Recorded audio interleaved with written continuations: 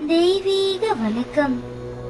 ஒரு செடியில் இருந்து விழும் விதை மற்றொரு செடியாக மாறுவது போல மனிதன் சில சமயங்களில் கீழே விழுவதற்கான காரணமும் ஒன்றுதான், புதிய பண்புகளுடன் எழுவதற்கே.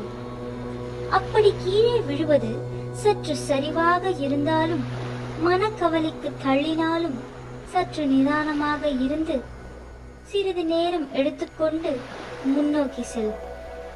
உன் கதை சுவாரஸ்யமாக இருப்பதற்கு சற்று சரிவு இருக்க வேண்டாமா? சிறந்த விஷயங்கள் சுலபமாக வேண்டுமா?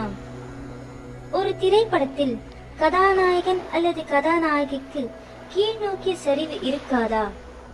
உன் வாழ்வுக்கு நீ கதாநாயகன் அல்லது கதாநாயகி இல்லையா?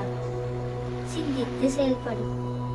அடுத்த காணொளியில் காணும் வரை நீ நலம் வாழ வாழ்த்துகிறேன்.